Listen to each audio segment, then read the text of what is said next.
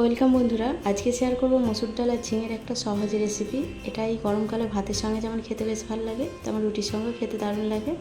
আর আমরা গরমকালে সবাই একটু হালকা খাবার পছন্দ করি, আর এই ধরনের খাবার হলে কিন্তু ভাতটা অনেকটা তৃপ্তি ভরে খাওয়া যায়। তো এই রেসিপির জন্য আমি 1 কাপ মসুর ডালকে প্রথমে ভিজিয়ে দেবো। ডালটা ভিজিয়ে রাখলে কি হয়, ডালটা খুব তাড়াতাড়ি সেদ্ধ হয়ে যায়। তো ভিজিয়ে রাখার পর আমি এটা ধোবো, আগে কিন্তু ধুইনি। এটাকে ভিজিয়ে রেখে বাকি কাজগুলো করে নেব। তো প্রথমে আমি ঝিঙেটাকে কেটে নেব। ঝিঙের সামনে পেছন দুটো শক্ত অংশকে বাদ দিয়ে ঝিঙেটার খোসা ছাড়িয়ে নেব। আর যেহেতু ঝিঙেটা একটু বড় আর আমি এটা রাতের জন্য তৈরি করছি, তার জন্য একটা ঝিঙে নিয়েছি। আপনারা চাইলে কিন্তু ঝিঙের পরিমাণটা বাড়িয়ে দিতে পারেন, একটা জায়গায় দুটো নিতে পারেন যদি দুপুরে খাওয়ার জন্য তৈরি করেন। আর এটা দুপুরে ভাতের সঙ্গে খেতে বেশ ভালো লাগে। এটা ভাতের সঙ্গে যদি আলু ভর্তা হয় বা অন্য কোনো আলুর তরকারি হয়, সেক্ষেত্রে কিন্তু এটা সেই আলুর তরকারির সঙ্গে ভাতটা বেশ তৃপ্তি ভরেই খাওয়া যায়। আবার যদি মনে করেন এটা রুটির সঙ্গে খাবেন, সেটাও করা যায়। রাত্রে রুটির সঙ্গে খেতে এটা বেশ ভালো লাগে। তো আমি এটা রুটির সঙ্গে খাওয়ার জন্যই তৈরি করছি, তার জন্য ঝিঙেটা একটা নিয়েছি। আপনারা চাইলে ঝিঙের পরিমাণটা বাড়িয়ে দিতে পারেন। আর ঝিঙের খোসাটা ছাড়িয়ে আমি ছোটো ছোটো পিস করে নেব। পিসটা আমি আমার মতো করে নিচ্ছি। আপনারা যদি মনে করেন যে ঝিঙের পিসগুলো একটু বড় রাখলে ভালো হয়, কারণ ঝিঙে তো নরম, গলে যাবে, সেক্ষেত্রে বড় রাখতে পারেন। আমি কিন্তু একটু মিডিয়াম যেরকম আমি করে থাকি সেরকমই করে নিয়েছি। ঝিঙেটাকে টুকরো টুকরো করে কেটে এটাকে আমি ধুয়ে নেব। আর এদিকে কিন্তু ডালটা অনেকটা ভিজে এসছে। আর আমি তারই মাঝে নিয়ে নিয়েছি একটা পেঁয়াজ কুচি আর একটা টমেটো কুচি। এবার ঝিঙেটাকে ধুয়ে নেওয়ার পর আমি ডালটাকেও ভালোভাবে ধুয়ে নেব। ঝিঙেটাকে ধোয়া হয়ে গেছে, ডালটা অনেকটা ভিজে অনেকটা ফুলে নরম মতো হয়ে গেছে। এরপর ডালটাকে খুব ভালোভাবে ধুয়ে নেব। আপনারা চাইলে ডালের পানিটা দিয়ে মুখটা ধুয়ে নিতে পারেন, কারণ ডালের পানি কিন্তু খুব ভালো একটা ক্লিনজার হিসেবে কাজ করে।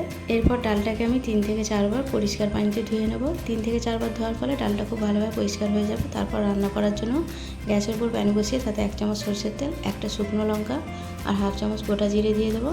শুকনো লঙ্কা জিরেটা 10 থেকে 12 সেকেন্ড একটু ভেজে নিতে হবে। আর ভাজতে ভাজতে যখন এ থেকে ভাজা একটা গন্ধ বের হবে, তখন এতে দিয়ে দেবো কেটে রাখা পেঁয়াজগুলো। আর গ্যাসের হিটটা কিন্তু আমি মিডিয়ামে রেখেছি। পেঁয়াজটাকে একটু নেড়ে ছেড়ে লাল লাল করে ভেজে নিতে হবে। আর পেঁয়াজটা একটু লাল করেই ভাজতে হবে, তাহলে কিন্তু খেতে বেশি ভালো লাগবে। পেঁয়াজটা লাল হয়ে ভাজা হয়ে এসছে, এরপর দিয়ে দেবো হাফ চামচেরও একটু কম আদা রসুন বাটা। আদা রসুনটা একটু নেড়ে চেড়ে নিতে হবে, যাতে আদা রসুনের কাঁচা গন্ধটা দূর হয়ে যায়। তারপরে এতে টমেটো কুচিটা দিয়ে দিলাম। আমি একটা মিডিয়াম সাইজের টমেটো কুচি দিয়েছি। টমেটো কুচিটাও ভালোভাবে নেড়ে চেড়ে নিতে হবে, যাতে টমেটোর কাঁচা গন্ধটা দূর হয়ে যায়। একটু নেড়ে চেড়ে নেওয়ার পর এতে দিয়ে দেবো হাফ চামচের মতো হলুদ গুঁড়ো আর হাফ চামচের মতো লাল লঙ্কার গুঁড়ো। এতে আর কোনো মশলা দেবো না। মশলাগুলোকে একটু কষিয়ে নিতে হবে। কষিয়ে নেওয়ার পর এতে দিয়ে দেবো কেটে রাখা ঝিঙেগুলো আর দিয়ে দেবো ধুয়ে রাখা মসুর ডালটা। ঝিঙে আর ডাল একসঙ্গেই কষিয়ে নেব। আর এইভাবে ভিজিয়ে রেখে ডাল রান্না করলে ডাল কিন্তু খুব তাড়াতাড়ি সেদ্ধ হয়ে যায়। ঝিঙে আর ডালটা একটু কষিয়ে নিতে হবে। কষাতে কষাতে যখন ডালটা ভালো রকম কষানো হয়ে যাবে আর ডালের কালারটা চেঞ্জ হয়ে যাবে, তখন এতে পানি দিয়ে দিতে হবে। আর সবজি দিয়ে ডাল রান্না করলে, যে কোনো সবজি দিয়ে করুন না কেন, সেক্ষেত্রে কিন্তু ডালটা খুব বেশি ফ্যানের মতো গলে গেলে কিন্তু খেতে ভালো লাগে না। সেদ্ধ হবে কিন্তু যেন একটু চিবড়ে চিবড়ে মতো থাকে, এইরকম হলে ডালটা খেতে বেশি ভালো লাগে। তো ভালোভাবে কষিয়ে নেওয়ার পর এতে আমি 2 কাপের মতো পানি দিয়ে দেবো। যতটা পানি দিলে ডালটা সেদ্ধ হবে সেরকম পানি দিতে হবে। আর আমি এটা কড়াতে করছি। আপনারা চাইলে এই রান্নাটা কুকারে করে নিতে পারেন খুব তাড়াতাড়ি হওয়ার জন্য, তবে কড়াতে করলে গ্যাসের আঁচ কমিয়ে সে তরকারি অনেক বেশি টেস্ট হয়। আর তাড়াতাড়ি করে কুকারে করলে সে তরকারি কিন্তু এই স্বাদটা সহজে আসে না। এরপর 2 কাপের মতো পানি দিয়ে দেবো।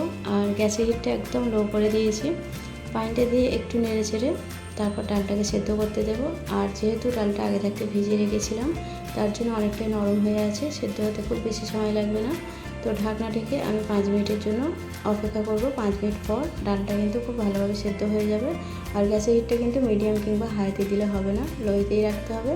তো 5 মিনিট পর ঢাকনাটা খুলে একটু চেক করে নেব ডালটা সেদ্ধ হয়েছে কিনা। ডাল কিন্তু খুব ভালোভাবে সেদ্ধ হয়ে গেছে, কারণ ডালটা ভিজিয়ে রাখা ছিল আর লো হিটে রাখা ছিল, তার জন্য। আর সবজির ডাল একটু এরকম ছিবড়ে ছিবড়ে হলেই খেতে ভালো লাগে। সেদ্ধ হবে কিন্তু যেন একটু এরকম থাকে। আর যদি মনে করেন এর থেকে বেশি সেদ্ধ করতে চান, সেক্ষেত্রে কিন্তু সময়টা একটু বেশি লাগবে।